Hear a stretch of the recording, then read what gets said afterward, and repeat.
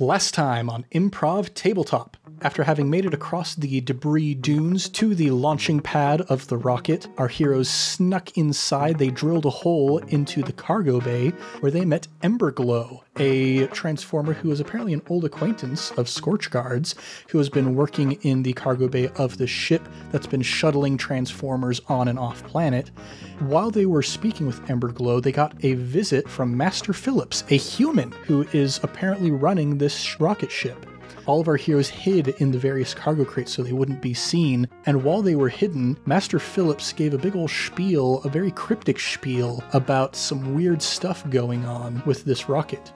After he departed, they spoke to Circe, the computer's artificial intelligence, and discovered that all of the Transformers who are being sent to Earth are going there to enter the fighting pits that Master Phillips is in charge of. He has been working in tandem with Megatron to put together these fighting pits in hopes of ridding the world of all the Autobots by having them destroy each other. And so with this terrible news weighing on their central processing units, they finally made it to Earth and discovered that the entire place has become a blasted wasteland in the wake of a nuclear apocalypse. They saw rivers and geysers of oil spewing all over the place. They saw wrecked cities, and they saw a massive coliseum with hordes of Transformers and humans moving towards it. What's going to happen now that our heroes have arrived on Earth? Let's find out here in the world of Transformer Rejects. What's shaking, everybody? You're listening to Improv Tabletop, the Fate RPG actual play where we make up everything on the spot. I'm Ned Wilcock, your host and GM, and today I'm joined by... Christian Randall, curious. That's it, just curious. Thomas, ready to roll out. Evan Peterson, and I'm ready to rumble. Oh, baby. Yeah, we got fighting ahead of us.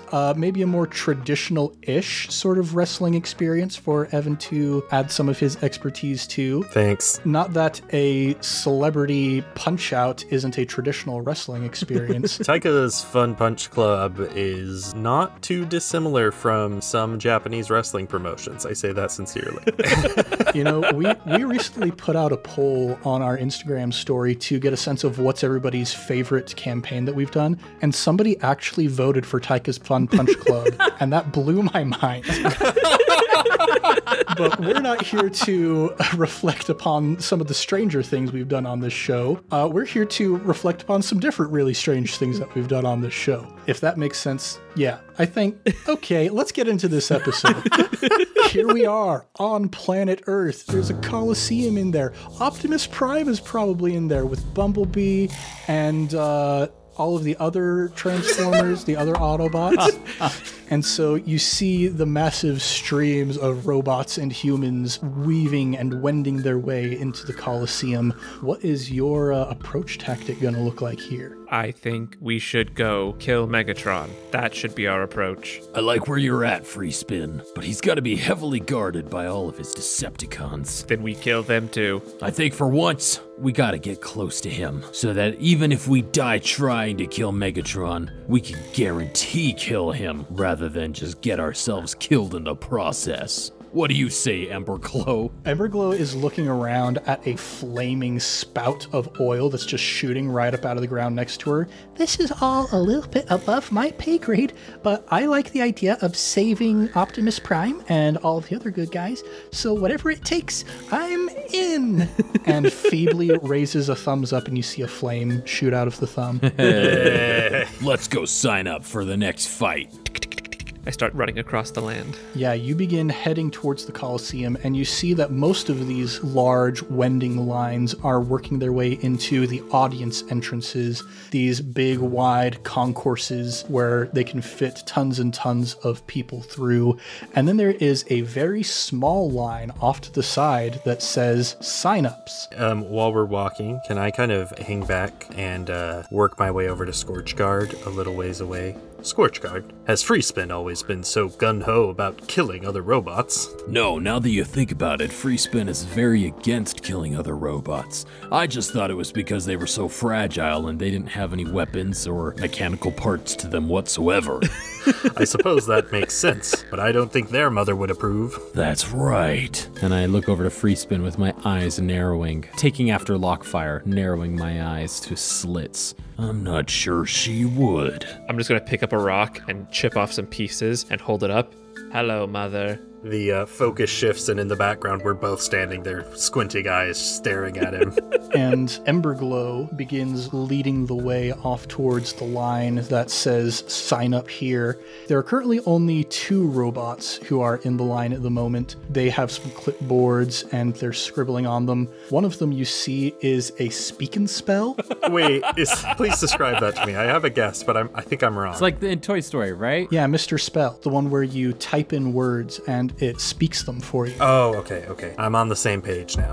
Yeah, so you see this speak and spell, and standing next to it is another very paternal-looking robot. It looks down at the little speak and spell and says, all right, Counterspell, we're getting in for the tag team, right? Counterspell! This little speak and spell named after Counterspell Culture on Twitter. That's amazing. And Counterspell looks up and says, for sure, Andertron. This named after Caleb Anderton on Twitter. Surprise, surprise. Hey, Caleb!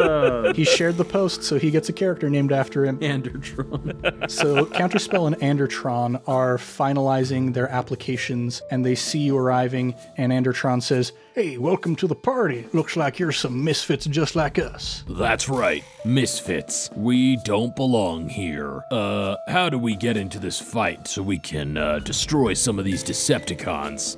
Yeah, well, you see, there's these little, dossiers here. He points over to a sort of just file cabinet that's bolted to the side of the Coliseum.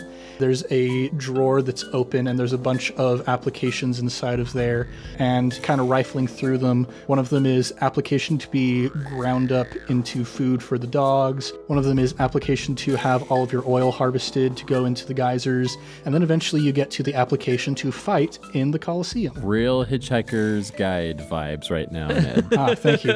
I'm gonna walk over and I'm gonna hop up, grab onto the drawer and pull myself up to my stomach, grab my application, and then accidentally activate the blade and just start shredding these other applications as I fall down and out of the drawer. And Lockfire goes, oh no, Dagger, what are you? Oh, goodness gracious, this is terrible. This is such a horrible accident. Oh no, now it looks like no one else will be able to sign up for these other great events. I would like to go over, did any applications to have your oil harvested survive? Roll a luck check. +1. A single application survived. I'm going to eye the other 2 robots, and I'm going to fill out one for Andertron. All right. While this is going on, I turn to Emberglow and go, Emberglow, I don't think you should join the fight.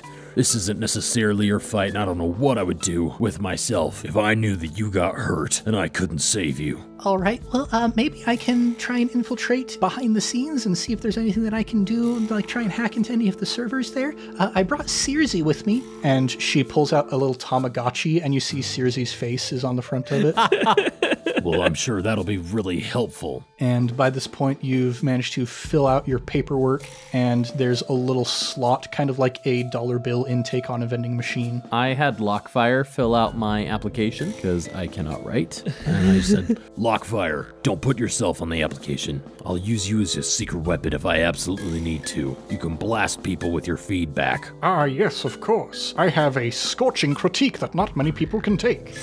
I walk up, and before I put my application in, I look over at Scorchguard and just say, I hope we're not gonna live to regret this, Scorchguard. I don't think we will. Oh my gosh. And so your applications get sucked into this slot here. You see a little screen next to it. It starts beeping and flashing, and there's bings and bongs going on behind it. And you see Scorchguard approved. Ding. Little green thumbs up. Free spin approved. Ding. Dagger approved. Ding. Same thing happens for Counterspell. And then eventually it gets to Andertron. There's a lot of beeps and boops going on. It sounds like it's confused by something. And you see the thumbs up is like kind of switching between a green thumbs up, a red thumbs down, and a yellow thumbs sideways, like it's trying to figure out what it wants to do. And then eventually there's a little ding with a green thumbs up. And free spin, you notice at the bottom, like it's been listing out in very small letters what the application was that was approved. Roll a luck check for me, actually, so we can see which application was approved. Don't you dare. A 0. A 0? Oh my gosh. 0 even. You see it's glitching out. Like at some points you're sure that it says for fighting in the Coliseum, and then it kind of glitches and it says oil harvesting, and it's just kind of flickering between those two. The letters are kind of like beeping and transforming between those two phrases. Dang human technology. I'm gonna bop it on the side. And Andertron goes, I'm glad that I got approved. Hopefully we don't have to fight against you guys because you look mighty capable. Isn't that right, Counterspell? And Counterspell goes, I could take them down in an instant. And now that your applications have been approved, you feel the ground shaking beneath you, and the platform that you're standing on begins to lower down. Oh no, Everglow! Yeah, you can see Emberglow reaches down towards you, and she's like, wait, Scorchguard, I didn't think you would be leaving so soon. I hope you do all right. Thanks, Everglow. I'll catch up with you afterwards. And I turn away and a single oil tear falls from my eye. Scorchguard, you may only have one chance. You should tell her how you feel. But what if I don't come back from this? That's all the more reason you should. And I quickly turn up as she's now like 30 feet away and go, Everglow, I think Clang, a door closes across the top of the pit that you're inside of. Well, I guess that made my decision for me. That is wildly disappointing. And you hear a hissing noise as the doors open kind of in the side of the wall where you've ended up. And you see that it leads to a hall that has multiple branches leading off of it. There are a couple of smaller robots in here. There is a popcorn popper, there is a toaster oven, and there is a... What's the name of like the little toy cars that actually move? RC cars? RC car? No, it's Power Wheels, where it's like a car that a child can sit inside of and it actually like moves around. Oh, yeah, like a miniature car that children can drive. Like, okay, yeah. Power Wheels Ride-Ons by Mattel. Wow, that's totally a thing. Power Wheels. Oh, we're in a different tax bracket, I see. I knew what the toys were, I just, I never had heard them called that. Yeah, I'm getting vague memories of an old commercial on a VHS recorded tape. Nice. But yeah, so these three come up and they're getting ready to escort you down your proper tunnels. They're reviewing the paperwork, and the popcorn popper goes, looks to me like you'll be going down this one. You're fighting in the Coliseum. And points down one of the different branches of the hallway. And as you approach, as Andertron tries to cross the line, there is a red light that flashes and a little siren that blares. And the toaster oven comes up and says, this one's paperwork is all jacked up. He's supposed to go into both areas. And the Power Wheel says, I can take care of that, and pulls out a chainsaw and just saws Andertron in half.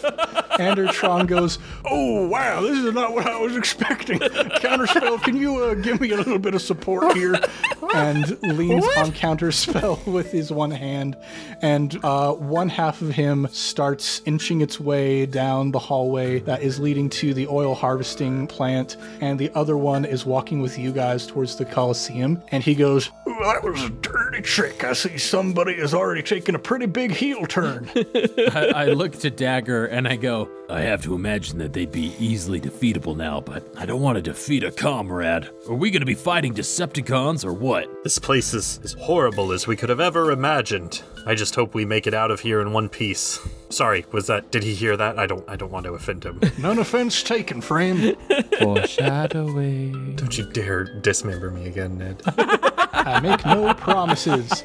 Anyway, you guys finally make it to the end of this hallway, and you hear cheering coming from this portcullis that you're standing behind, and it begins to raise up, and you find yourselves in the Coliseum itself, down on the ground floor. You can see that there are hordes of people in the stands cheering. You guys are entering into kind of this corral-like area almost. There are a whole bunch of them around the perimeter of the Coliseum, and in the center you see a large platform where people are duking it out. 2 robots on there. One of them gains the upper hand and takes the head of the robot that it was fighting, lifts it up into the air, and then just spikes it like a basketball and starts doing the running man. There wasn't a human shadowboxing in that fight, was there? Roll a luck check. Oh, -3. No Hugh Jackman for me. No Hugh Jackman here. So yeah, you're looking around. It seems like it's not going to be too long before you guys have to go in there for a fight. The way that this is structured, eventually it's going to get to, Evan, if you could jog my memory, what's the name of the event where they have this briefcase that's hung from the ceiling? Money in the Bank, possibly TM by WWE, just to cover our legal grounds, but yeah.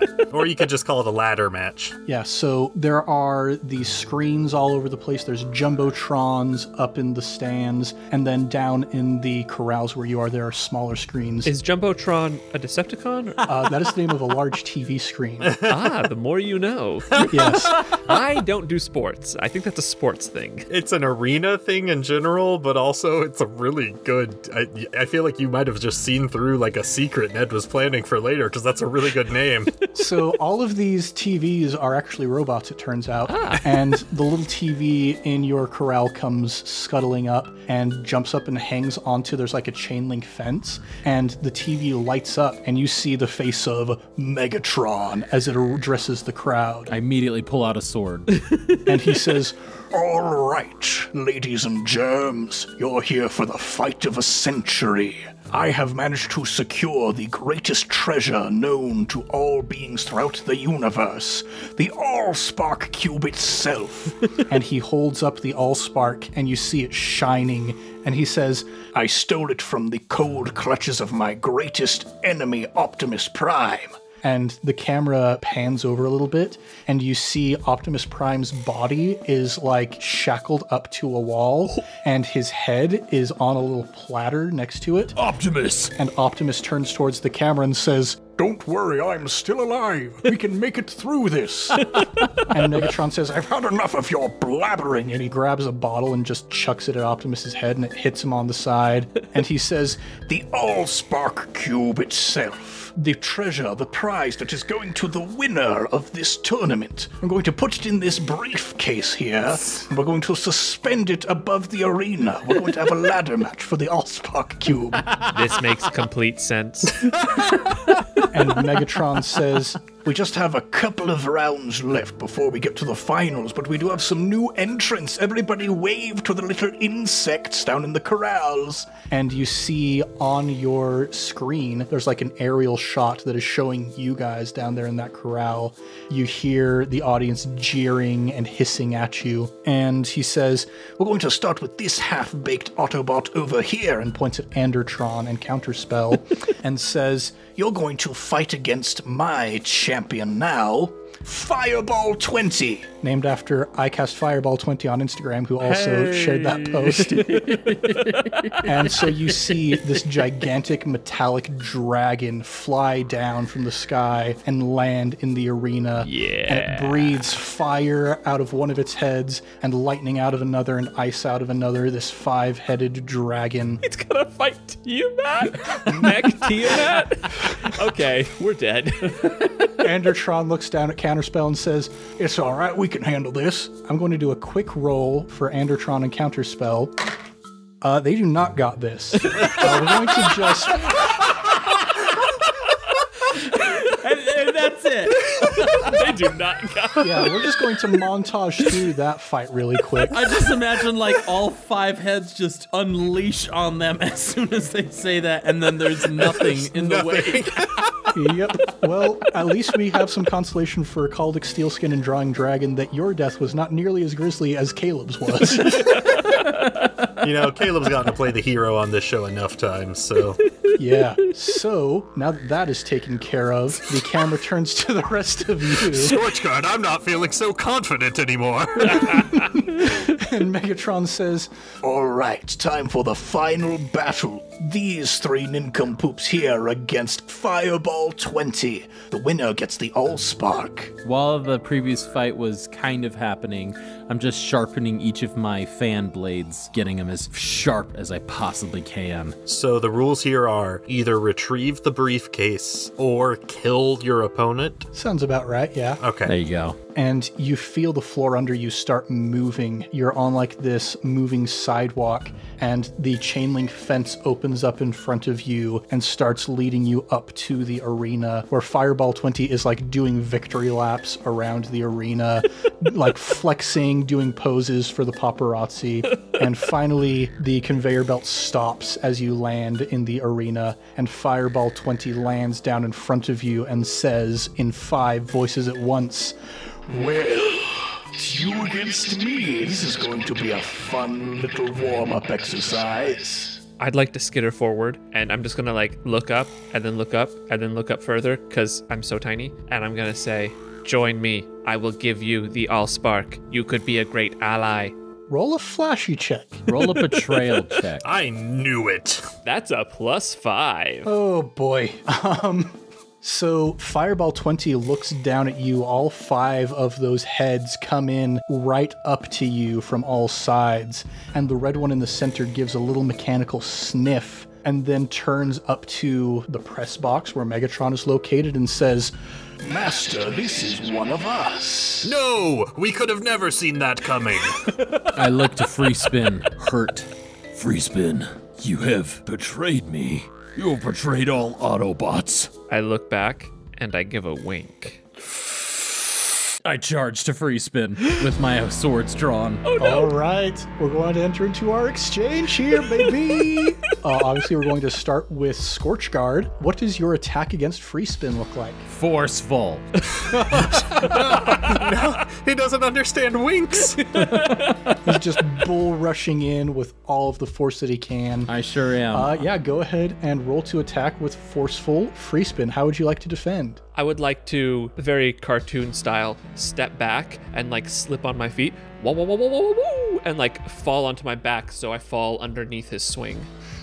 It's not exactly careful or clever because it's an accident, but it is kind of sneaky, I'll say. Roll to defend with sneaky. Oh, my sneaky's not good. Yeah, so as I'm rushing on over, I've got both my blades out and jump through the air, coming straight down, double swords right into their tiny little legs and right through their blade with my flashy check.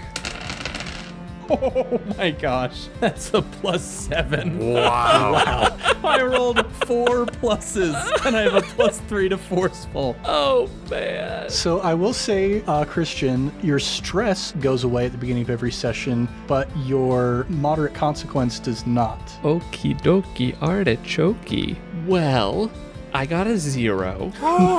You disappear as quickly as the other 2. Oh my goodness.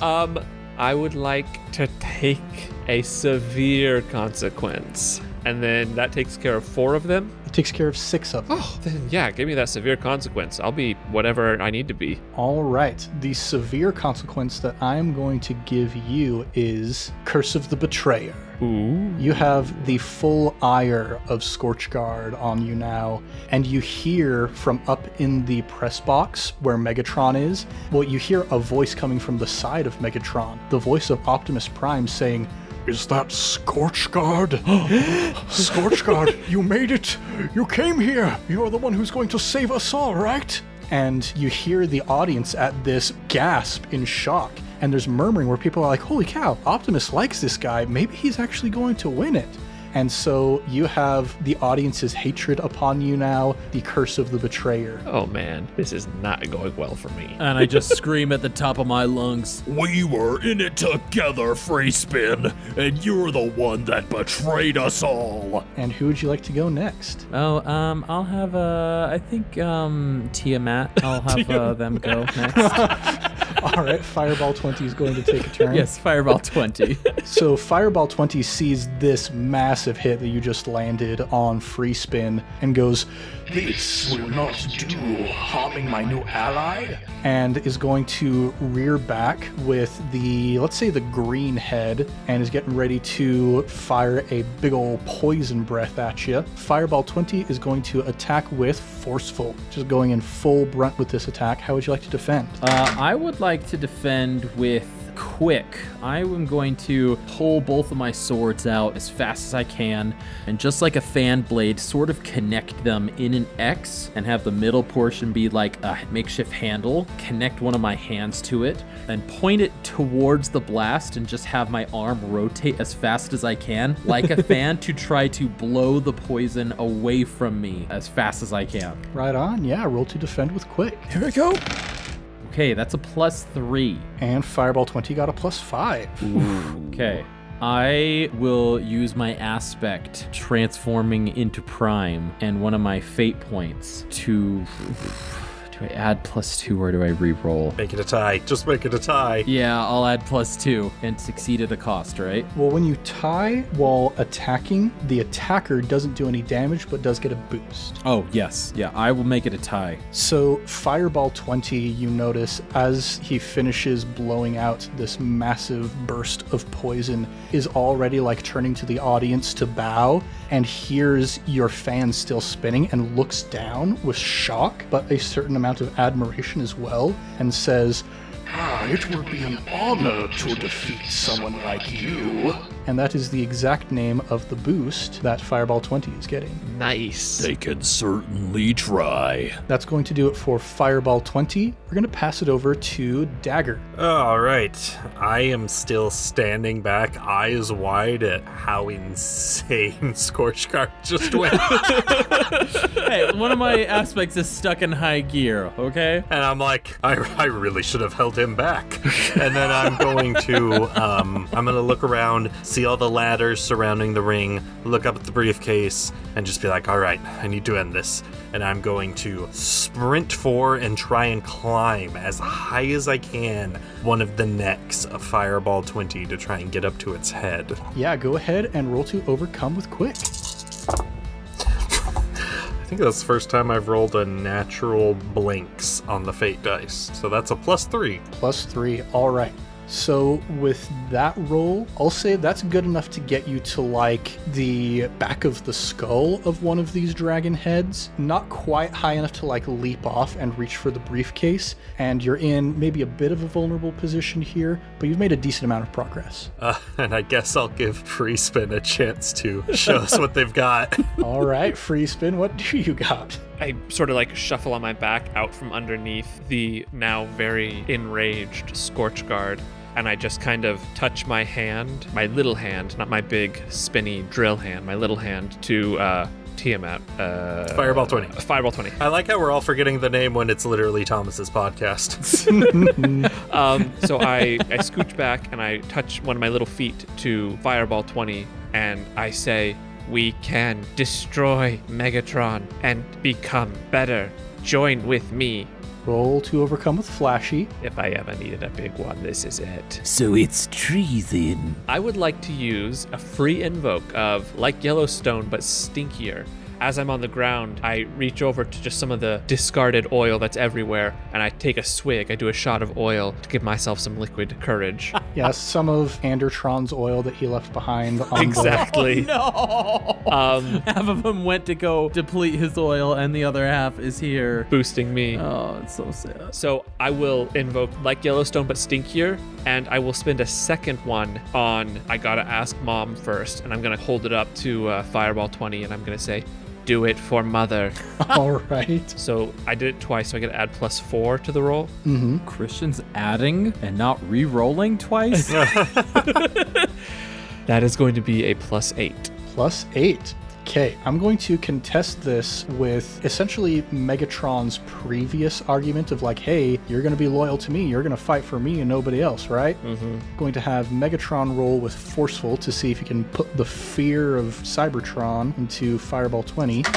That brings it up to a +5. However, I have some fate points of my own. Ooh. So I'm going to spend 1 on the teeming masses because, you know, they've got a reputation to uphold. Megatron's in charge of this entire thing, and Fireball 20 is intimidated by all of these people who, you know, if he turns on Megatron, what are they going to do to him? And then I'm also going to spend 1 on the downfall of us all, because when Megatron was making that argument, he he just like shot a laser at an entire skyscraper and blew it up.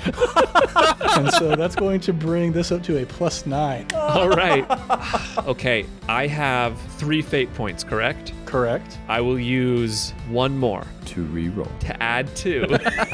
And I'm going to use the ability Glass Cannon. This is my one shot. I'm putting it all into this. If it fails, I go down. There's no way I can survive another hit from Scorchguard. The man is unstoppable. He is a force. He is Prime reincarnated, even though Prime's still alive technically. You might say I'm ready and primed. Ooh. Primed and ready. Boo. Never mind. So yeah, I'm going to use Glass Cannon and push it to a 10. All right. So you say this to Fireball 20, and Fireball 20 pauses and kind of glances up at the press box and glances back at you and just gives you a 5-eyed wink. That brings us to the end of the first round. I'm going to roll for something that's happening behind the scenes real quick. Ember glow. As Fireball 20 gives you those 5-eyed winks, 2 of the heads just deactivate and fall off Fireball 20's body. Uh-oh. Was I on one of those? Roll a luck check. I may have miscalculated. Do luck checks have modifiers? Nope. Then that's a 0. Yeah, you were on one of the ones that fell off. But the audience is shouting and clamoring. They're like, what on earth is happening? Fireball 20 just lost 2 heads? How could this have happened? I'm going to pass it to Fireball 20. Okay, Fireball 20 is going to look down at you and says, I'm still going to put on a good show for everybody first. And turns towards Scorchguard and is just so honored to defeat somebody like you and is going to leap up into the air and with 2 talons grabs the 2 heads that have fallen off and starts swinging them around. Oh my god. Yeah. And is going to try and just smash you with its own discarded heads. Going to attack with Flashy. How would you like to defend? I'm going to attack with Forceful. Every time one comes to me, I'm going to try and just bat it away or cut it in half, or I have both swords out now. I've unconnected them from the fan contraption and just try to cut them away with these massive, just double-handed attacks, trying to bat them away from me forcefully. All right, roll to defend with Forceful. That's only a +1. Ooh, since Fireball 20 has lost 2 of his heads, is no longer quite as powerful, but still gets a +4. Ooh. I'm going to definitely call upon my aspect stuck into high gear and call for a reroll here with one of my fate points, aka let's roll out. A much better. That's a +4. All right, so we're tied, but I am going to invoke that boost, an honor to defeat somebody like you. Yeah. Bring it up to a +6. No, Ned. I'll take it. That is 2 stress against Scorchguard. That's going to do it for Fireball 20. Let's pass it over to Dagger, let's say. I'm laying on the ground, staring at the burnt orange sky above me, wondering how I ended up here. And then I snap back into it and I sit up and I'm like, okay, dragon's a bad idea. I'm gonna grab one of the ladders of the side, but I'm too small to actually collapse it and carry it. So I'm just gonna grab it near the feet and drag it, already set up, and just drag it into the middle and try and climb it as quick as I can. I just want to end this because I don't know the dragon is trying to put on a show. Okay, I think to drag the ladder first is going to be Forceful, I would say. Real loud. That's a -1. Woof. So I'm going to say you go to grab the leg. We're going to have you succeed at a serious cost, let's say. You grab the leg of the ladder and start pulling it. Turns out you do have enough strength to collapse it, but it's off balance and it starts teetering down towards you. And before you can dodge out of the way, it lands on top of you and is going to deal... Don't do it. 2 stress to you. No. He's really not having a good fight. Ned, All of your limbs are intact, don't worry. maybe I'm going to take that 2 stress in the form of a mild consequence. A mild consequence. Mild consequence. Fine. Mild consequence. So the electric knives that I've seen, you can like take one of them out so you can clean between the blades. There's like this pin in the one that's affixed to the handle itself. and I'm going to say that as it lands on top, your secondary blade kind of pops out of that pin and is kind of flopping loose. So the consequence I'm going to give to you is scissors, but worse. All right. And I guess I'm stuck under a ladder. So I'm on my back, staring at the burnt orange sky, wondering how I got here.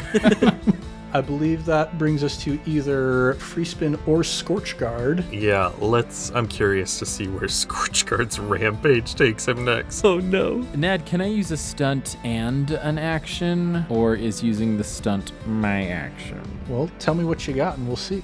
I realize that Fireball 20 is a very formidable foe, and I finally have taken damage from them, and I need to focus on them. But I still have my pal, Lockfire, and so I'd like to pop them out with my stunt and have them go over to Free Spin and start taking care of Free Spin in whatever way they deem fit. Oh no. All right. Oh no. So you look down to that little panel in your shoulder where Lockfire hides, and you're just like, have at him. And Lockfire shoots like a bullet straight out of your shoulder. It's like, when you fire a shotgun, there's the big kick against your shoulder. Ooh. You feel that. Lockfire just goes spiraling through the air directly towards Free Spin.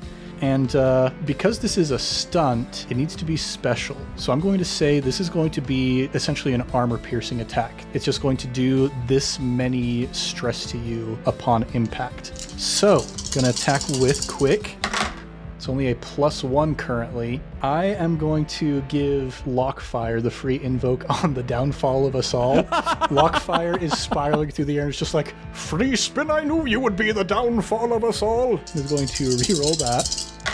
Much better. That's 5. 5 stress. I'm taking the 5 stress as it is, but I would like to just defend by raising my own drill and spinning in the opposite direction that Lockfire is spinning, and he's just going to tear apart my drill. So bit by bit, the fins of the drill go flaking off until you've just got this central pole that is spinning on the end of your arm. I can see the Michael Bay shot of it just slowly being eviscerated on camera. Just the metal just being broken. And there's fire for some reason, even though there's no reason for it. Exactly. Absolutely. Explosion, fire, and Megan Fox is in the background somewhere. Okay, I guess that does it for Scorch Guard. Yep, that was my stunt, so I pass it off to Free Spin now. And in that flashy defense, I am going to sort of just lie on the ground, and even though I don't need to, I'm going to be like panting heavily, and I am going to turn to Dagger and say, Dagger, if you join with me, I will open a bakery and you can cut all the bread your servos desire. So is that my turn? I mean, visible confusion. I don't have any visible reaction. I'm still just laying on the ground. Yeah, I would like to use my stunt as well. My mind is racing. I'm trying to figure something out. And this little voice in the back of my head tells me, he likes bread. And that's why I tempt him with the bread. All right. Now, PvP persuasion is always an interesting thing because it's the question of how much player agency do we give up to the dice? Evan, how do you think Dagger would feel about this offer? So, essentially, to make sure I understand this, you're asking me to join you in exchange for the bread. Or at least stop trying to actively kill me in exchange for the bread. I'm not trying to kill you at all. I'm trying to get the briefcase. I mean, take it how you will. I said what I said, and Dagger will react how Dagger reacts thematically appropriately to the character. All right. I've got something for when it's my turn then. Well, I'm going to pass it to you. It's the next round. Okay. All right. Well, real quick, I'm going to roll for one other behind-the-scenes thing that's going on. Right. There's things happening off-screen, and Michael Bay's not cutting to it because it's not explosions. All right. One more of Fireball 20's heads pops off. What is happening? All right. So I hear this offer, and I stop, and I think about it, and I kind of push the ladder off of me, and I stand up, and I say, back in the good old days, I might have taken an offer like that. and I'm going to stumble over to the half of Andertron's body that's on the ground leaking oil, and I'm going to take the loose blade and pull it out of the socket, stand on top of his body, and strike it to cause sparks to light the oil on fire and try and ride the explosion up to the briefcase. Yes, that is it. That is it. Wow. We have found gold. That is very Michael Bay. Roll to overcome with flashy. Yes. And I'm going to give you a fate point for that because that is Bayhem right there. My dice did not agree with my roleplay. Oh no. Can I invoke my high concept cut like a butter knife to re-roll it? Because I'm cutting at his body with my blade, cuts like a butter knife, which means it would make lots of sparks and not actually do any damage. Okay, go for it. I rolled a -3. That's bad. I rolled a -2. Use another fate point. Use another fate point. Bayhem. Since I did my line about the good old days, can I invoke my additional aspect to re-roll again using another fate point? Really has a lot to say about the good old days. Yeah, go for it. +4. There we There go. we go. That's what's up.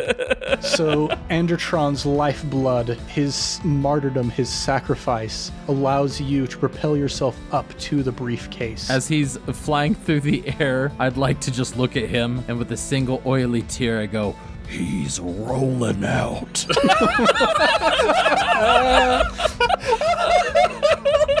You go flying up to the briefcase, and you land on top of it, and your blade strikes against the chain that's suspending it from the ceiling and slices through it like butter. And you ride the briefcase down to the ground, and it pops open, and you land in the soft cushioned interior where lies the Allspark cube itself. All right, I'm going to look over at Scorchguard and just kind of go, Scorchguard, take it, and throw it over to you. literally throwing the Allspark cube to me. Just calling to you to let you know I got it and it's over here. Oh, okay. I see the Allspark cube pulsing and gyrating and shifting with its magnificent power, and I run over to it. And as I grab it, I immediately just turn around as fast as I can and chuck it in the air towards Optimus Prime. Yeah. Hoping that it will fuse him together and give him the strength he needs. As I do, I'd like to, all of the extra parts that I've been housing in like my legs and compartments, I'd like them to, as I'm running, have them like start boosting me up and like transforming me again. And so they like give me a little bit more height. They give me a little bit more girth. My arm is a little bit longer, and as these gears are transforming as I reach to the Allspark cube, so I have just that much more oomph as I toss it over to my idol. Yeah, and I imagine you've got like your fan blades on the back of your hand spinning as fast as they can to propel it even further. Absolutely. Like there's just a jet of flame coming out the back of the fan. Naturally. Yeah, roll to overcome with forceful. That's a +7. Yes! I rolled a 4 pluses again. You throw the Allspark, it goes spiraling through the air, going right towards Optimus Prime's head. He sees it coming towards him and he's like, Yes, Scorchguard, you did it. Wait a second. Oh, that's coming really fast. and it just smacks him right in the face and propels his head backwards into his body. There's this brown kind of ripple of energy as his entire body begins to reform itself. He pulls himself free from the wall and looks towards Megatron and says, I think we're through here. and rushes towards Megatron with a mighty blow. I'm going to roll for Optimus Prime, who gets a +6 to attack Megatron. Going to roll for Megatron's defense. Gets a +4, and I'm going to roll for something behind the scenes real quick. And you see from the back corner of the press box, a radiator comes wheeling out with a little Tamagotchi on top of it. And Emberglow says, "All right, Circe, we hacked the heads. Let's hack Megatron's legs." And you see, as Megatron is about to dodge, both of his legs pop off, and Megatron looks down, just floating in midair for a moment, like, What on earth? and then Optimus Prime smacks him as hard as he can with his sword, and it's like a final smash in Super Smash Brothers. There's that little pause as there's the explosion, and Megatron just goes shooting off into the distance through the air over the ruined cityscapes, and you hear a big voice shout out, "Game!" A little star twinkles. I run over to Free Spin. Why'd you do it, Free Spin? Why'd you betray us? I did it for the lols. No. No, Evan. No. No. Not like this. No. And I reach down and I pick up my most recent mother and I say, her name is lols. And I'll reach down and take Mother from you. I look down and I say, I'll take good care of her. And Ned, I'd like to use my stunt, the perfect slice, to sever his power cord to his battery. And with one final slashing noise, Free Spin idles to a stop, and the audience cheers uproariously. And I suppose I'll go reconvene with Scorchguard and Optimus Prime. I'll go watch. I'm not going to talk to Scorchguard. He's meeting his idol. Is Fireball 20 still up and at him? Fireball 20, noticing that Megatron got blasted off into the distance, just took to the air and started flying as fast as he could away from this place. I walk up to Optimus Prime. Optimus, we came to help out, and it seems that we couldn't help before the world descended into chaos. I'm sorry you were tricked by Megatron. I'm sorry as well, but these things happen sometimes even to the best of heroes. And though we were not able to save this world before it descended into chaos, And he holds out his hand with the Allspark cube inside of it. perhaps we could build a new world. I look up to Optimus and I just salute him with my right hand. I'll follow you to any world, Optimus. And I go, oh, why not? Me too. And Optimus holds the Allspark cube out towards you, and he says, I could activate it myself, but I think it's your job because you know what? You've got the touch. and that is where we're going to conclude our story in the world of Transformer Rejects. You got the touch! You got the power! The whole campaign was just leading up to a reference to the touch. Yeah! We ended how we started. Yeah, baby. And we all like jump and high five in the air with the Allspark cube in between our hands, and we just freeze frame. Oh man, it's so amazing. Oh, that was brilliant. This has been a riot and a half. Our first full-on PvP battle. Yeah, that was crazy. Winks not being fully understood makes for confusing party lines. I can't believe I rolled 4 pluses twice in the same session. That's crazy. 1 in 81 chance to even get that option a single time. Scorchguard does have the touch. Well, everybody, thanks so much for listening to Improv Tabletop, and we'll be back. Well, I'll talk a little bit about this in just a moment, but we'll be back next time with more adventures in a brand new setting.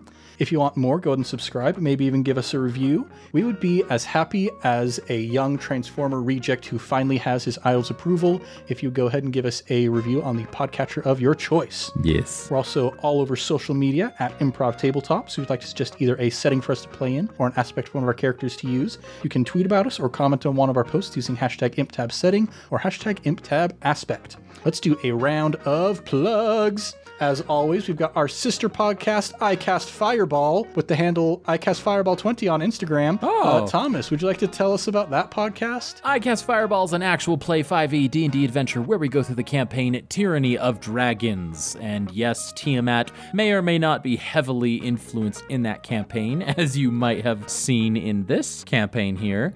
I'm the DM with Ned as our player, and we have 2 other wonderful, fabulous players over there. It's a very fun if you like a long-standing, ongoing D&D campaign. Go and check us out. Right on, right on. We also have on this same channel our Avatar Legends campaign. It's just a lot of fun. I can only say it's awesome and it's fun and it's beautiful and I love it so many times before I feel like, why aren't you just listening to me and listening to it by now?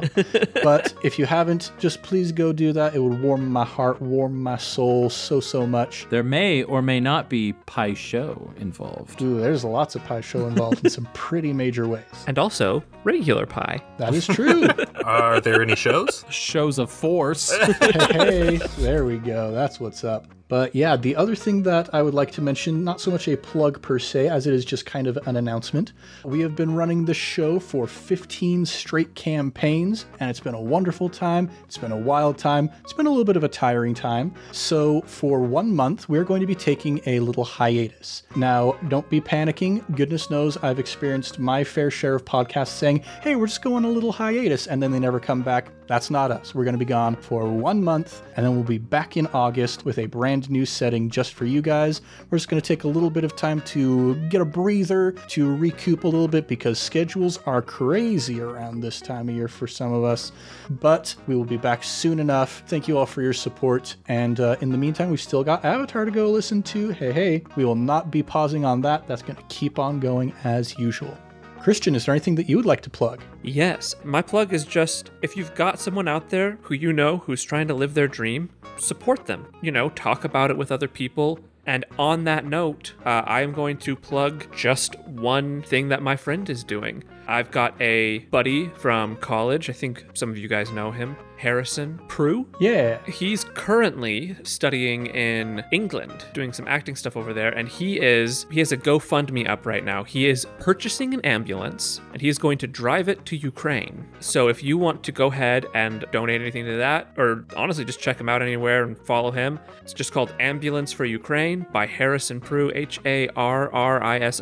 and then his last name is spelled Proulx. That is my plug for this week. Yeah, Harrison, total boss, great performer, good director as well, and the guts to just drive an ambulance into a country that is currently experiencing a war is something else. So good on our good old friend Harrison. Absolutely, yeah. Let's see, Thomas, is there anything that you would like to plug?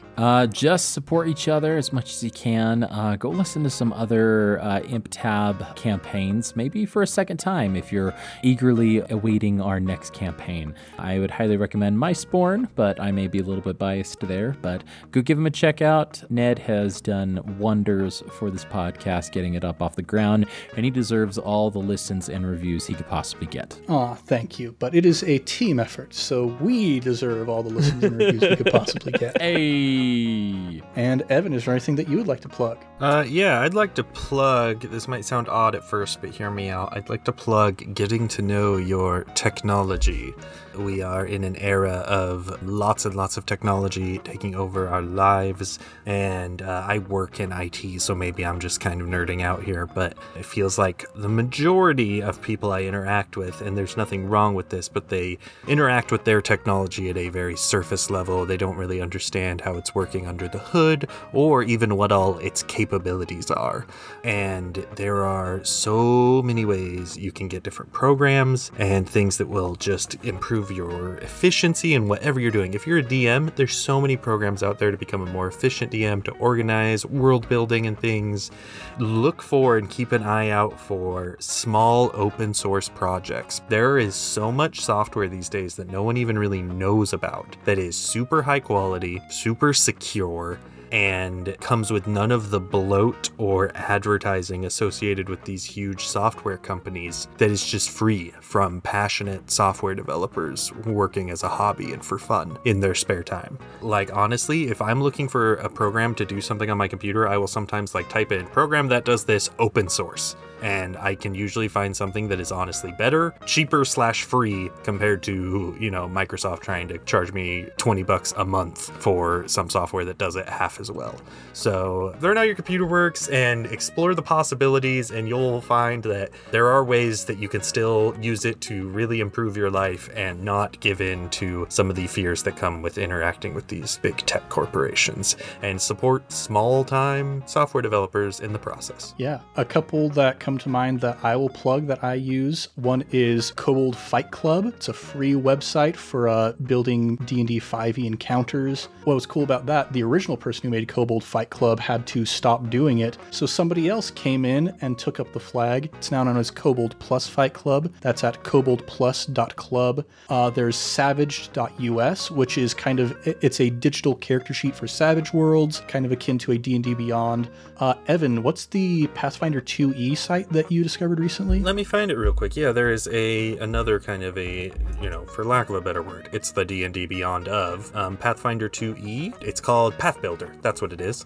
And I was able to, when I made my first Pathfinder 2E character, it's a crunchier system. Took me like a couple hours. And then once I found this website, I was doing it in a few minutes. I use Foundry Virtual Tabletop. There's hundreds of community-made modules for that I use. There's just all kinds of great little, and you find these niche communities that are super supportive. There you go. We live in a beautiful world full of beautiful programmers. Well, everybody, thanks so much for joining us here in the world of Transformer Rejects. I'm Ned Wilcock, your host and GM, and I've been joined by Christian Randall, the Betrayer. Thomas, About to roll out. with Optimus Prime. Evan Peterson riding that explosion wave. Much love and stuff, everybody. We'll catch you next time on Improv Tabletop.